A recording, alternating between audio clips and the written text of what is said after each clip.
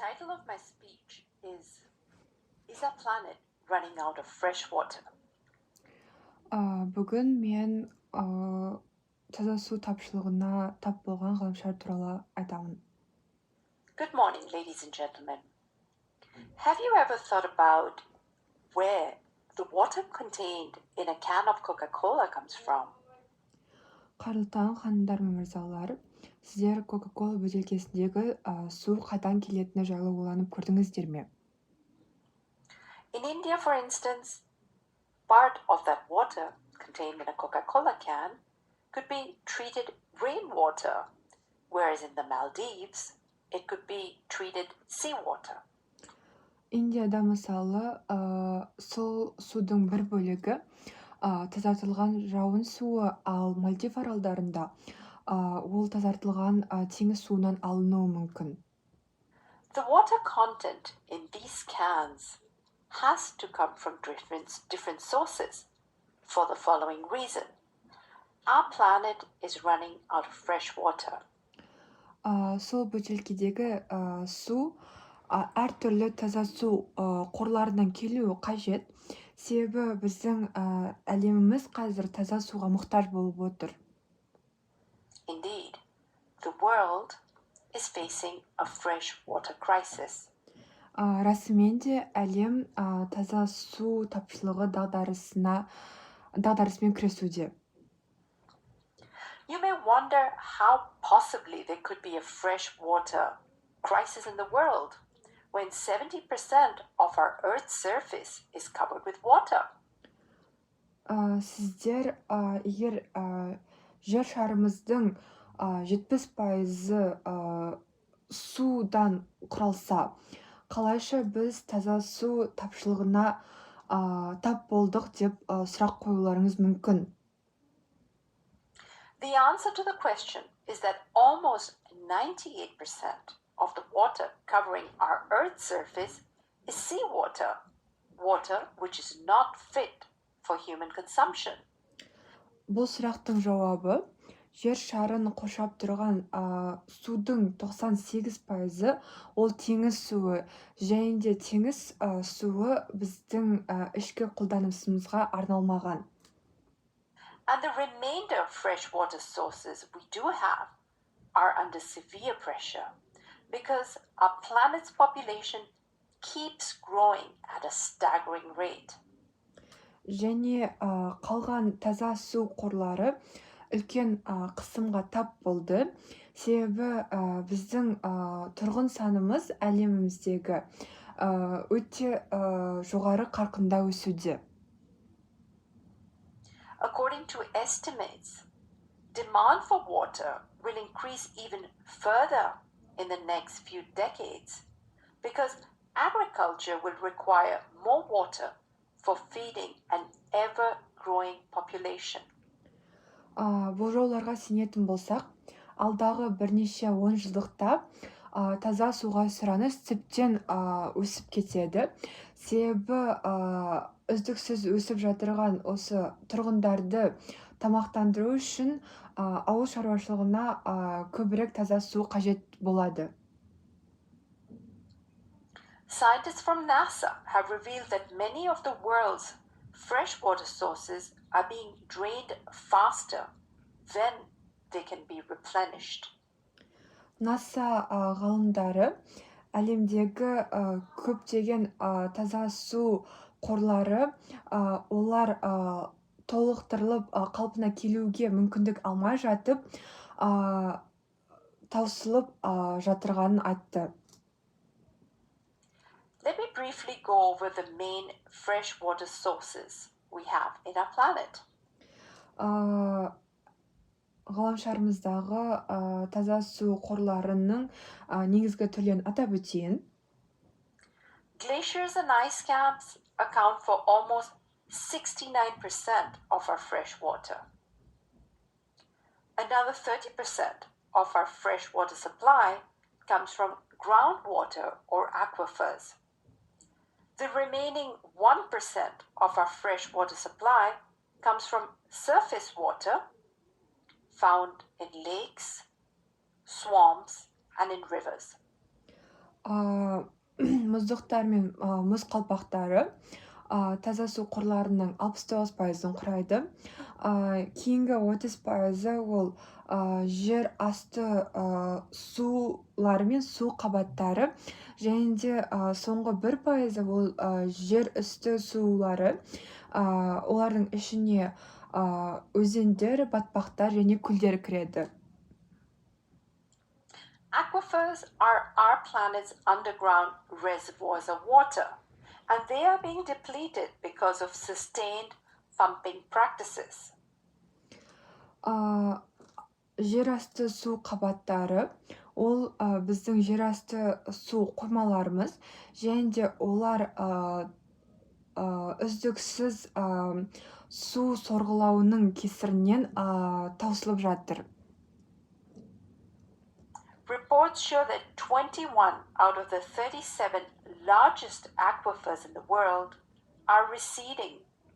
And this is happening both in the east and in the west. Зерттеулерге сай, әлемдегі ең үлкен 37 жерасты су қоймаларының 21-і қазір азайып тартылып жатыр.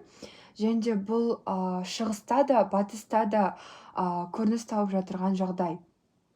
In countries like India and China, but also in the United States and France.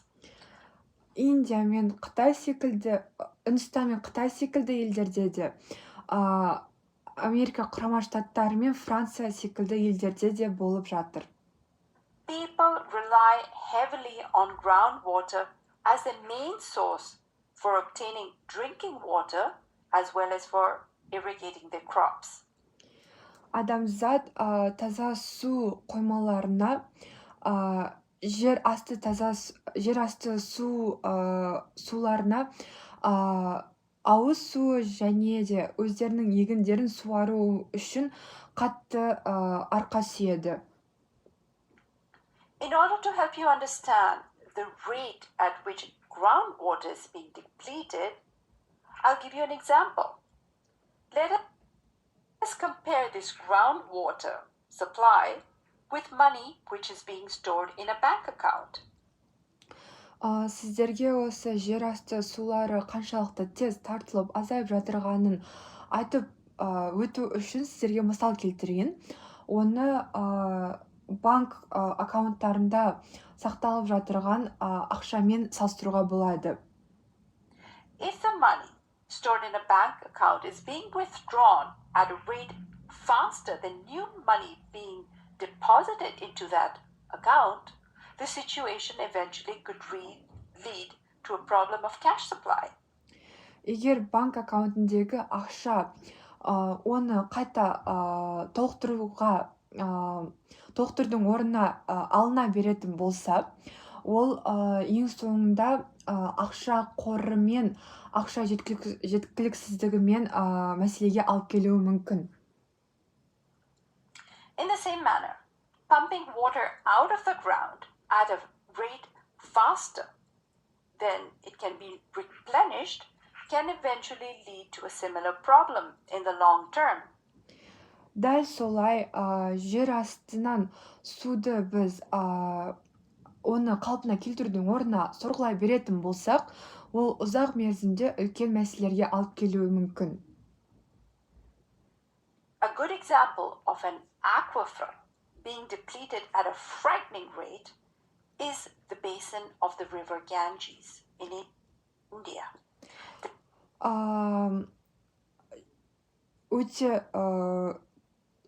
Өте қарқынды, өте жоғары қарқында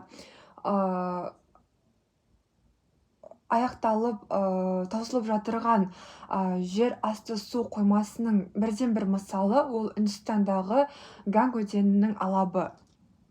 This basin is being depleted at a rate of 6.31 centimeters a year. Бұл алап жылына 6,31 сантиметрге тартылып азайып жатыр. A possible consequence of a severe fresh water shortage in the world could be the outbreak of wars. таза су тапшылығының бірден-бір салдары ол соғыстардың бастамасына алып келуі мүмкін. In fact, some social scientists have suggested that the triggering factor leading to the civil war in Syria was a severe water shortage. Расымен де әлеуметтік ғылымдар мамандары Сириядағы азаматтық соғыстыға алып келген бірден-бір жайт ол таза су тапшылығы деп айтты. Between 2005 and 2007, Syria experienced one of the worst droughts ever recorded in its history. 2005 және 2007 жылдардың аралығында Сирияның тарихындағы өте аса бір құрғақшылықты олар өздерінің бастарынан кешті. A drought that led to crop failures in many rural areas. Бұл құрғақшылық көптеген ауылдық өңірлерде егіннің дұрыс өспей қалуына алып келді. As a result, hundreds of thousands of people had to leave their farmlands behind and migrate to bigger cities.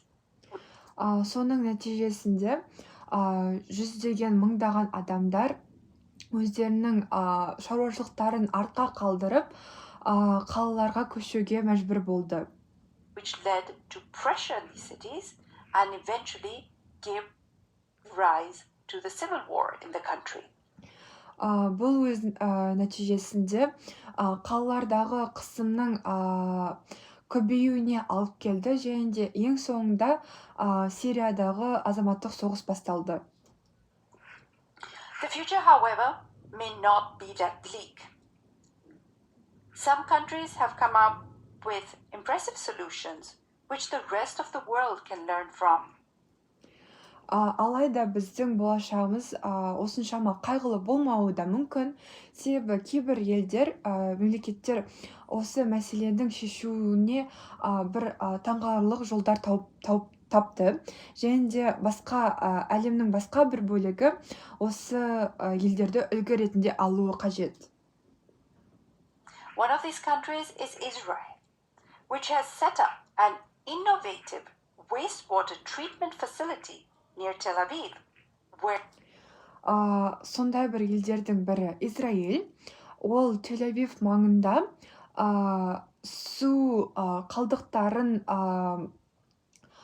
қайта өңдеуге